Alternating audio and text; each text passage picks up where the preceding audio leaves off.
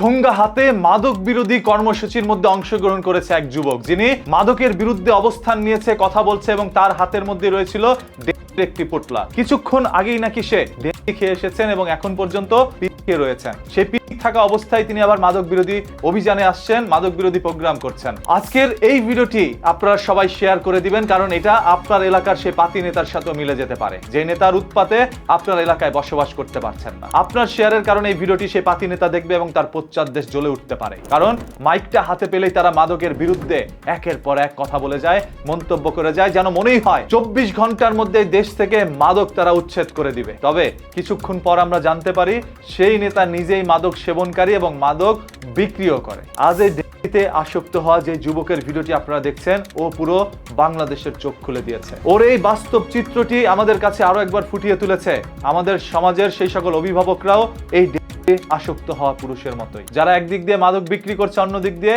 মাদকের বিরুদ্ধে অভিযান চালাচ্ছে। মাইকটা হাতে পেলে যখন তারা বলে এই এলাকার মধ্যে আর কেউ কোনোদিন মাদক বিক্রি করতে পারবেন না, সেই কথা শুনে আপনারা তাকে ভোট দিয়ে বিজয়ী করেন। তবে সে বলছে যে এই এলাকায় আপনারা কখনো মাদক বিক্রি করতে পারবেন না। সে তো এটা বলে নাই এই এলাকায় আমি কোনোদিন মাদক বিক্রি করতে পারবো না। সে বোঝানোর চেষ্টা করছে তাকে ব্যতীত এলাকায় আর কেউ মাদক বিক্রি করতে পারবে না, সে নিজেই বিক্রি করবে। এই জিনিসটি আপনারা বুঝতে দেরি করেছেন। তবে আজকের এই ভিডিও থেকে আপনারা সেটা বুঝতে পেরেছেন, একজন মাদক সেবনকারী নিজেও মাদকের বিরুদ্ধে গিয়ে দাঁড়ায়। এই জন্যই এই দেশের মধ্যে একের পর এক অপকর্ম সংঘটিত হচ্ছে, যেটা দেখে আল্লাহ তাআলার পক্ষ থেকে ছোট ছোট ভূমিকম্প হওয়া শুরু হয়েছে। মানুষ একদিকে মানুষকে প্রতিশ্রুতি দিচ্ছে, অন্যদিকে সে নিজেই সেই কাজটি করছে। আর এদের জন্যই বাংলাদেশের রাজনীতি থেকে মানুষের বিশ্বাস উঠে যাচ্ছে। তাই ক্ষমতার চেয়ারে আপনি যেই থাকেন না কেন, আপনার দলে যদি এরকম কোনো নেতাকর্মী থাকে তাদেরকে বহিষ্কার করে দেন এবং শাস্তির আওতায় নিয়ে আসেন। শুধুমাত্র সাময়িক বহিষ্কার করলে একদিন জনগণ আপনাকে আজীবনের জন্য বহিষ্কার করে দিতে পারে। আমি কোনো দলের নাম নিয়ে কথাগুলো বলতে চাচ্ছি না, কারণ অটোমেটিক্যালি তাদের বুকে এই কথাটা লাগবে যারা এই ধরনের কোনো কাজ করছেন। চোরকে চোর বললে কিন্তু চোরের আঘাত লাগে, ভালো মানুষের আঘাত লাগার কথা না। আবারও বলছি, ভিডিওটি শেয়ার করে দেন।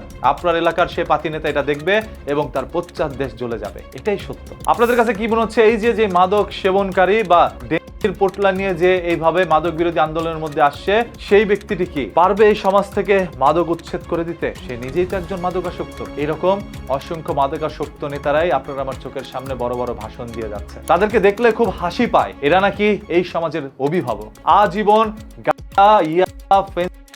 এবং এইভাবে দেখে আসছে। তারা এখন অভিভাবক হতে চাচ্ছে, তবে তারা লিখতে পারে না কিভাবে পলিটিক্স লিখতে হয়, তারা জানে না কিভাবে রাজনীতি করতে হয়। তাদের কাছে রাজনীতি মানেই হচ্ছে ভোগ আর ক্ষোভ। একদিক দিয়ে ভোগ করবে, অন্য দিক দিয়ে ক্ষোভ ঝাড়বে এবং সন্ত্রাসের বিরুদ্ধে অভিযান করতে গিয়ে তারা নিজেরাই কর্মকাণ্ড সংগঠিত করে আসে। এরাই আপনার আমার এলাকার নেতা। আপনার মূল্যবান মতামতের অপেক্ষায় রয়েছি, কমেন্ট করে মতামতটি জানাতে পারেন।